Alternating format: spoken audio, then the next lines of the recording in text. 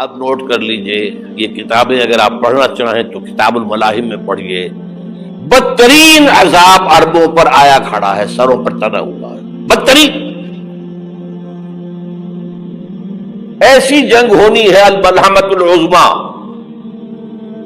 جس کو کہ میں بھی آپ کو گواہی پیش کر دوں گا، جسے کہا گیا ہے دی لاسٹ کروسیڈ۔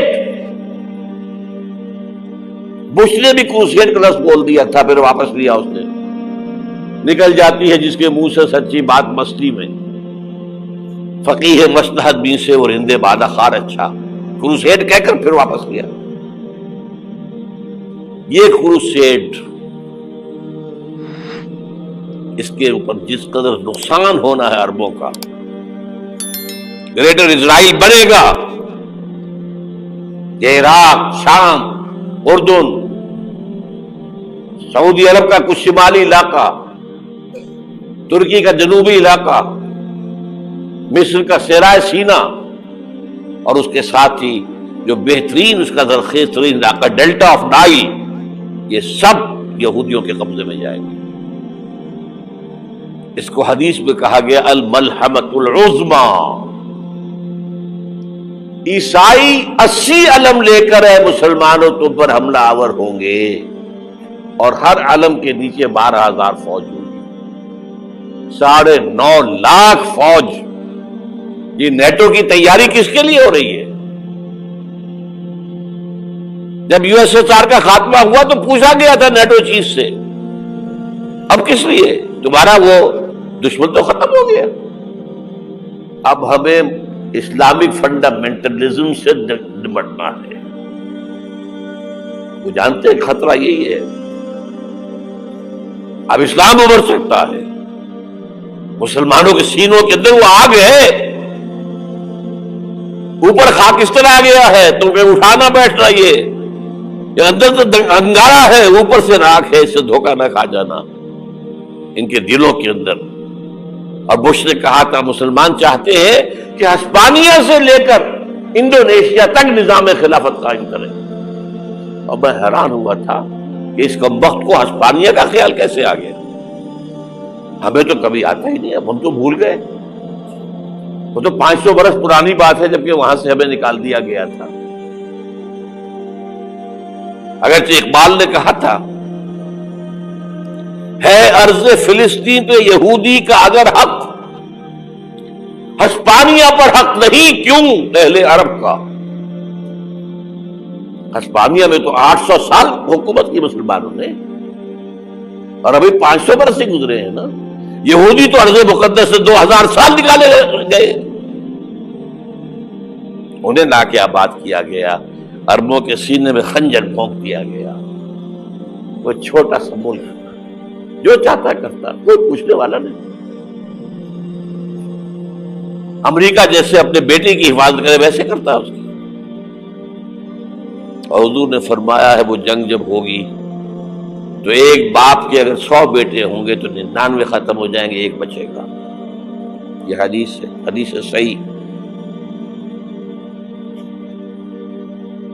اور آپ نے فرمایا ویل للعرب من شر قد اقترب، عربوں کے لیے ہلاکت ہے، عربوں کے لیے بربادی ہے اس شر سے جو قریب آ چکی۔ اور آج جس طرح انہوں نے ان کی تہذیب کو اختیار کر لیا ہے، دبئی جا کر دیکھیے، بدترین مغربی معاشرہ جو ہے وہ دبئی کے اندر ہم نے قائم کر کے دکھا دیا۔ اب سعودی عرب اس راستے پر بڑھ رہا ہے۔ اور اس کے بعد نمبر 2 پر جو ہے ہم پاکستانی ہیں، لیکن میں اس کے وہ پہلی بات جو کہہ رہا ہوں وہ تو یقینی ہے، اس میں تو احادیث صحیحہ موجود ہے۔ اگرچہ اس کے بعد پانسا پلٹے گا، پھر حضرت مہدی کا ظہور ہوگا، حضرت عیسیٰ کا نزول ہوگا، اور وہ گریٹر اسرائیل گریٹر گریو یارڈ بنے گا یہودیوں کا، ایک ایک یہودی قتل ہوگا اور دفن ہوگا۔ یہ بات میں ہونا ہے، میں پہلی بات پر کر رہا ہوں۔ وہ پانسا پلٹے گا جب پلٹے گا، ابھی جو سامنے ہے وہ کیا ہے؟ جس ملحمۃ العظمیٰ کہا حضور نے، جسے آرمیگیڈون کہتے ہیں عیسائی، आर्मगेडॉन की अगर कहीं जाकर आप देखेंगे, आप डिक्शनरी में मानी तो क्या लिखा है, a very big war which will be fought between the forces of evil and good before the end of this world.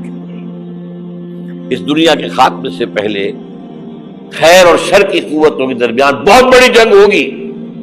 अर्मगेदोन उसे कहते हैं अरबी में, और आर्मगेडॉन उसे कहते हैं अंग्रेजी के अंदर, और ये बाइबल की आखिरी किताब के अंदर है, जो इसमें कि मुकाशिफात यूहन्ना, रेवलेशंस ऑफ सेंट जॉन, ये तो मैं कह रहा हूं यकीन के साथ, और ज्यादा दूर नहीं है, आया चाहता है। इसलिए कि यहूदियों का और ईसाई जो कंजर्वेटिव्स है, न्यो कंजर्वेटिव्स, उनका 5 निकाती एजेंडा है मुत्तफक अलैह, जिसके तहत की ये जंग सलीबी शुरू की गई है। तो सुन लीजिए आप। आर्मगेडॉन नंबर 1, ग्रेटर इजराइल कायम हो जाना उसके नतीजे में नंबर 2, मस्जिद अक्सा और कुब्बतुस सगरा को गिराना नंबर 3, वहां थर्ड टेंपल, वो मस्जिद जो हजरत सुलेमान ने बनाई थी 1000 कब्ल मसीह में, फिर बर्बाद की थी नेबूकदनेस्सर ने, दोबारा बनाई गई, फिर दोबारा खत्म हुई 70 ईस्वी अब तक गिरी पड़ी है। उनका खाना काबा गिरा हुआ है 70 ईस्वी से लेकर आज तक। एक दीवार है वेलिंग वॉल, जहां जाते हैं, रोते हैं, पीटते हैं, मातम करते हैं, वहां वो बनेगा थर्ड टेंपल। और नंबर 4, उसमें लाकर रखा जाएगा तख्त हजरत दाऊद का।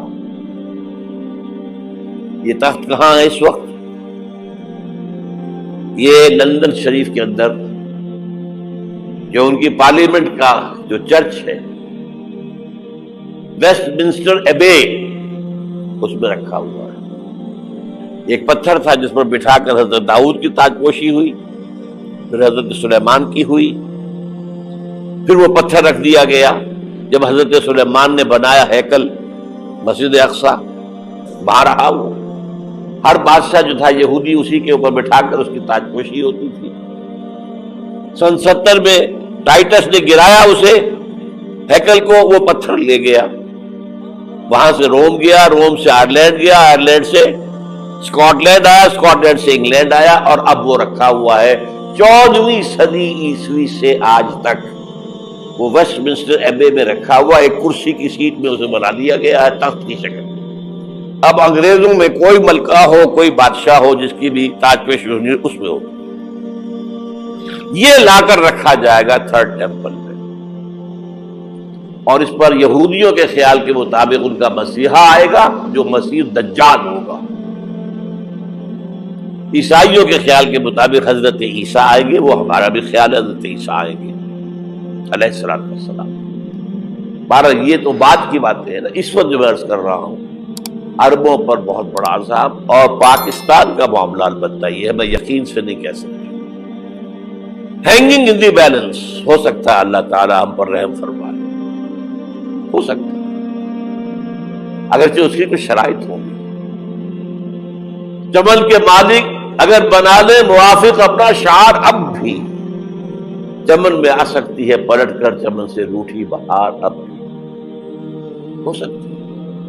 और यह भी हो सकता है कि अल्लाह ताला ने मौजूदाना तौर पर हमें मुल्क दिया, हमने अल्लाह से बदअहदी की, वादा खिलाफी की, गद्दारी की, लाजा सौदा दी जाए और हमसे ये मुल्क छीन लिया जाए।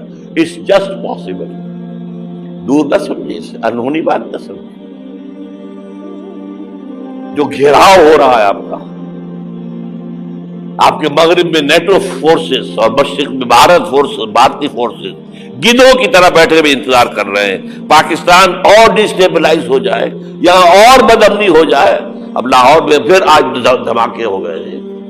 2 दिन पहले का धमाका मैं सह के आया हुआ हूं, आपके सामने बैठा हूं। वो जाने बची है जो हमारी एकेडमी का हश्र हुआ, वो तो मैं आपको नहीं बता सकता। ये सारा क्यों हो रहा है? ताकि यहां बदअमनी हो जाए और हमें जवाब मिल जाए مغرب سے نیٹو فورسز داخل ہو جائیں، مشرق سے بھارتی فورسز آ جائیں اور ہمارے ایٹمی دانت توڑ کر اور پھر ہمیں بھارت کے سامنے ڈال دیا جائے، نو ڈو ایز یو لائک.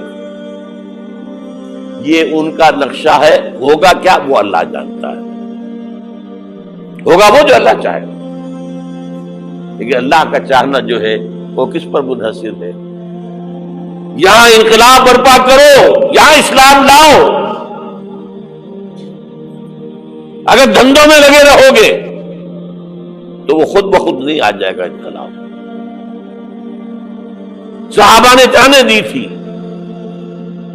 کتنی تکلیفیں اٹھائی تھی. 12 برس تک مکی دور کے اندر با نشہ درویشی در ساز و دمادم زن، جو پختہ شبی خدرا بر سلطنت جم سن.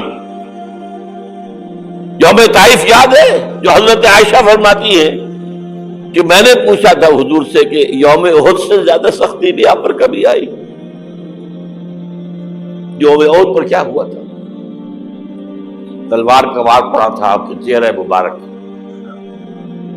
یہ جو رخسار کی ہڈی ہے اس کے اندر وار گیا ہے. اوپر خود کی 2 کڑیاں تھیں، وہ اس میں گھس گئیں. 2 دندان مبارک شہید ہوئے. وہ خود کی کڑیاں ایک صحابی نے اپنے دانتوں سے پکڑ کے کھینچنے کی کوشش کی، دانت نکل گئے، وہ نہیں نکلی. کیا جتن کر کے نکالی گئی ہوگی تو خون کا فوارہ، اتنا خون گیا ہے کہ آپ بے ہوش ہو گئے، گر گئے. اور مشہور یہ ہو گیا کہ آپ کا انتقال ہو گیا، شہادت ہو گئی. یہ سیرت کبھی پڑھی ہے؟ حضرت عائشہ کے ہوش کا تو یہی دور تھا نا. یوم طائف میں جو آپ کیا تھی، بچی تھی، انہیں کیا پتا کیا ہو رہا ہے اس لوگ کے ساتھ. 3 دن تک حضور مکے کی گلیاں اور وہاں کے اوباش لوگ پتھراؤ کر گئے تھے اس امید میں کہ شاید وہاں کا کوئی سردار ایمان لے آئے. تو یہاں تو ابو طالب بھی فوت ہو گئے. یہی دنیا بھی سہارا تھا، خاندانی سہارا تھا ابو طالب کے ذریعے.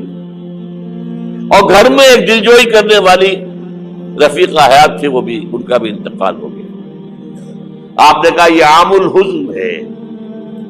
اب تو سب کو طے ہو گیا قریش کو کہ آپ جیسے قتل کر دو.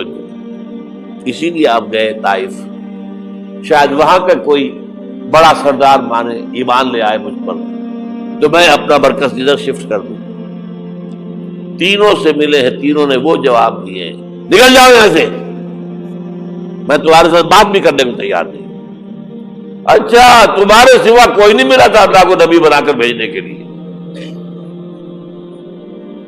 دیکھو جاؤ، میں بات نہیں کرنا چاہتا، ہو سکتا ہے میں بے عزتی کر بیٹھوں، واقعی تم اللہ کے نبی ہو تو میں مارا جاؤں گا. جاؤ جاؤ جاؤ. یہ سلوک محبت کے ساتھ ہوا ہے. اور پھر چھوکروں کو، اسٹریٹ ارچنز جنہیں آپ کہتے ہیں، اشارہ کیا تھا، خبر لو ان کی، پتھراؤ ہو رہا ہے. ساتھ کوئی ہے ہی نہیں، ایک آدمی صرف، زید ابن حارثہ. اب سامنے سے پتھر آ رہے ہیں تو حضرت زید آگے آ جاتے ہیں، ڈھال بنتے ہیں. مجھے لگے پتھر حضور کو لگے، اب پیچھے سے آ رہے ہیں. چاروں طرف سے تو ڈھال نہیں بن سکتا. جسم لہو لہاب، خون جا کر جوتیوں میں جم گیا ہے، جوتی اتر نہیں تھی. پھر وہاں سے واپسی پر جو دعا مانگی ہے،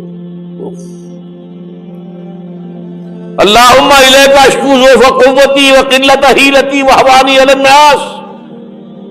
اللہ تیری جناب میں فریاد لے کر آیا ہوں اپنی قوت کی کمی کا، اپنے وسائل کی کمی کا، اور جو ذلت و خواری ہو رہی ہے لوگوں کے سامنے. الا من تکلنی، مجھے کس کے حوالے کر دیا ہے؟ الا بعیدی یتجہمنی، یہ میرے اوپر ہجوم کر کے آ جائے، حملہ کرے.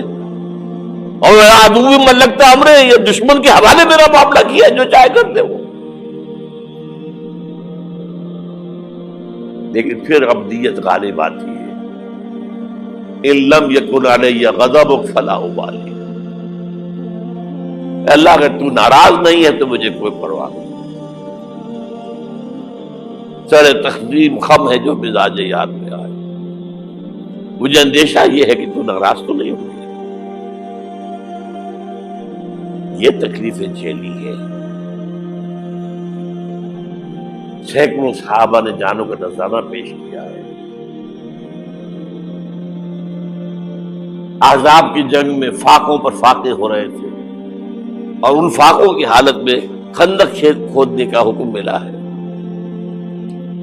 لوگوں کی کمریں دوہری ہو رہی ہیں. پتھر باندھے ہیں اپنے پیٹوں سے اپنے چادروں کے ساتھ کس کر قبر دوہری نہ ہو جائے. اور جب صحابہ کدالیں چلا رہے ہیں تو کیا کہہ رہے ہیں؟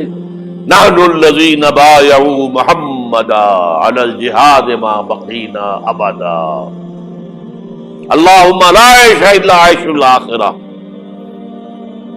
صحابہ کہتے تھے ہم وہ لوگ ہیں جنہوں نے محمد سے بیعت کی ہے کہ جہاد کرتے رہیں گے جب تک جان میں جان نکل جائے تو بات اور. جان ہے، چاہے ابھی بھوک سے کمر دوڑی ہوئی جا رہی، جان تو ہے.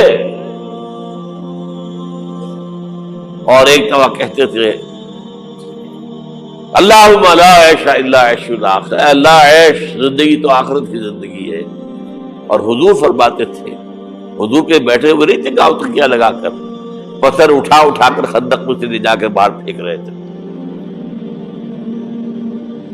جب صحابہ کہتے ہیں اللہم لا عیش الا عیش الاخرہ، حضور فرما رہے ہیں فاغفر الانصار والمہاجرہ، اے اللہ ان انصار اور مہاجرین کی مغفرت فرما دو. پھر حضور کی خدمت میں کچھ لوگ آئے، حضور اب یہ فاقہ ناقابل برداشت ہو گیا، دیکھیے ہم نے یہ پتھر باندھے ہوئے اپنے پیٹ کے ساتھ. حضور نے کرتا اٹھا کر دکھایا، وہاں 2 پتھر بندھے ہوئے. یہ ہے سیرت النبی. آپ کس چیز کو سیرت النبی سمجھتے ہیں؟ بہرحال اس موضوع پر میری ایک کتاب ہے منہج انقلاب نبوی. یہ انقلاب کیسے آیا تھا؟ اگر دل میں ذرا بھی آرزو پیدا ہو گئی ہو کہ اللہ قبول کر لے مجھے قبول کر لے اس کام کے لیے، تو وہ کتاب آپ کے لیے مست